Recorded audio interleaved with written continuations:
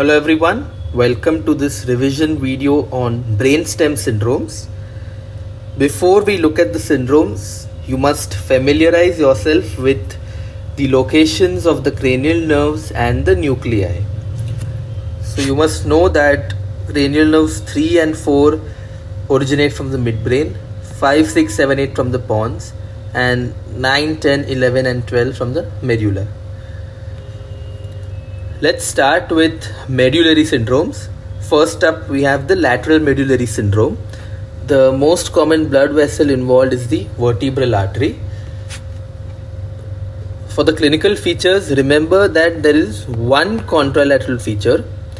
Rest all the features are ipsilateral. Okay.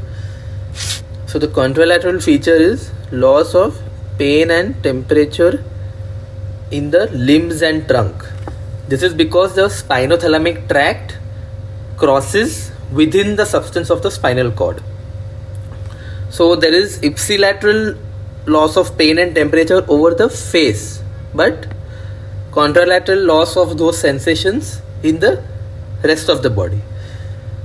Amongst the other clinical features, the important ones are dysphagia, dysphonia, vestibular features like vertigo, nystagmus and Horner syndrome. Okay, these are the features which localize the lesion to the medulla. In a short while we will be discussing about lateral pontine syndrome, which has these same clinical features as lateral medullary syndrome, but there the 6th and 7th cranial nerves will be affected ipsilaterally, while here it's the 9th and 10th cranial nerves. Okay, so this is an important localizing feature in lateral medullary syndrome. Also remember that in lateral medullary syndrome there is no hemiparesis. Okay, coming to medial medullary syndrome, only 3 clinical features which you can guess even from the name of the syndrome. So what is located medially in the medulla? Medially are the pyramids. Okay, so if the pyramids are affected, there will be contralateral hemiparesis. Medial lemniscus, the name itself tells you it has to be medially. So there will be contralateral loss of fine touch, 2-point discrimination, proprioception, etc. And there will be 12th nerve involvement. Okay, so if you see the hypoglossal nucleus, it's situated medially. Okay, so there will be LMN palsy of the 12th nerve leading to tongue paralysis and atrophy. Okay, so medial medullary syndrome is pretty easy compared to lateral medullary syndrome. Now moving on to pontine syndromes. If you look at the word Millard, okay, it has 7 letters. If you look at the word Gubler, it has 6 letters. Okay, so Millard-Gubler syndrome is characterized by ipsilateral 7th and 6th cranial nerve palsy plus contralateral hemiparesis. Okay, 3 features. Fovey syndrome has all the features of Millard-Gubler syndrome plus 3 more features, which is 5th and 8th cranial nerve involvement. So in Fovey syndrome, all the 4 cranial nerves originating from the pons are involved. Okay, 5, 6, 7, 8. Then there is conjugate gaze palsy because PPRF or parapontine reticular formation is affected, and there is ipsilateral Horner syndrome. Okay, let's compare 3 pontine syndromes. So Millard-Gubler syndrome, like we discussed, there is ipsilateral 6th and 7th nerve palsy and contralateral hemiparesis. Fovey syndrome, all the 4 cranial nerves are involved. Then horizontal conjugate gaze palsy, this is because PPRF is affected, and also Horner syndrome. In addition to all this, there is also hemiplegia. Okay, because the area which is involved in Fovey syndrome is this. Okay, so that's why it's also called as medial inferior pontine syndrome. Okay, another syndrome is Raymond syndrome, which is nothing but Miller-Gubler syndrome minus 7th nerve palsy. Okay, so there is no 7th nerve which is involved in Raymond syndrome. Now, like I mentioned earlier, lateral pontine syndrome has similar features to lateral medullary syndrome, but here there is ipsilateral involvement of 7th and 6th cranial nerves, in contrast to lateral medullary syndrome where 9th and 10th cranial nerves are involved. So involvement of 6th and 7th cranial nerve localizes the lesion to the pons, whereas 9th and 10th cranial nerve involvement localizes it to the medulla. Okay. There's another interesting syndrome which is locked-in syndrome. Why is it called locked-in syndrome? Because in spite of the patient being fully conscious, he or she is unable to communicate. Okay, because there is quadriparesis and there is paralysis of the laryngeal muscle, so the patient can't talk.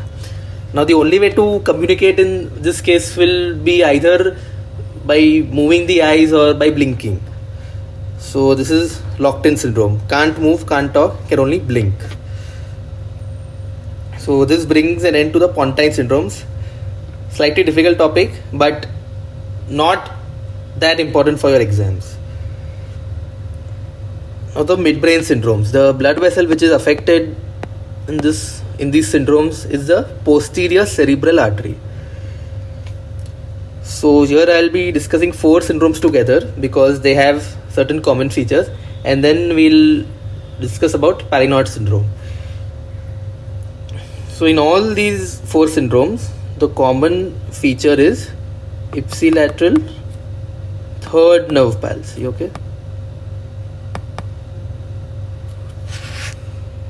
Now coming to the individual syndromes, Weber syndrome is ipsilateral third nerve palsy plus contralateral hemiparesis. Now there may also be facial nerve palsy in Weber syndrome.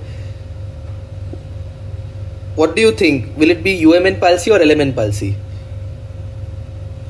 Yes, it will be UMN facial palsy because facial nerve originates in the pons and this is a midbrain lesion. Okay, so Weber syndrome may also have paralysis of the contralateral lower half of the face.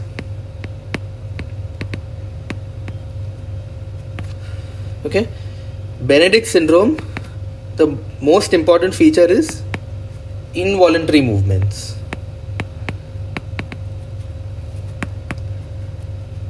This is because one important structure is affected here, which is the red nucleus. Okay.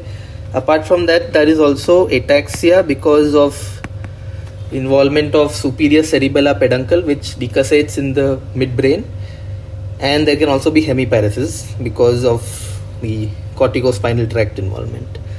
But most important feature is involuntary movements. Okay. Now, Notch-Nages syndrome is ipsilateral third nerve palsy and ipsilateral ataxia, whereas Claude syndrome is ipsilateral third nerve palsy and contralateral ataxia. The last 2 syndromes are a bit obscure and they're not really important for you. You should know about Weber and Benedict syndrome. I would also like to mention that clinically it may be really difficult to distinguish between these syndromes because there may be overlap and there are no proper boundaries for each syndrome. So whatever I have told you is just theoretical. Clinically, the patient may have features of more than one syndrome. Okay. Now, the last syndrome which we'll be discussing is the Palinod syndrome. The clinical features can be remembered by the mnemonic UNCLE. Okay. So there is upward gaze palsy, convergence retraction nystagmus. I will share a link of a video of convergence retraction nystagmus in the comments section of this video. Then there is light near dissociation, which is the same as Argyll-Robertson's pupil. Okay, so the pupils accommodate but do not react.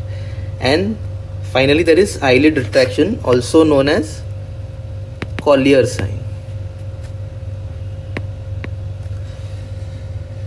And the region which is affected in the Parinot syndrome is nothing but the dorsal midbrain. Okay, so this completes the brainstem syndromes. Here I have summarized all the syndromes which we have discussed. So have a look at this table, and if you have any questions, feel free to post them in the comment section. Thank you.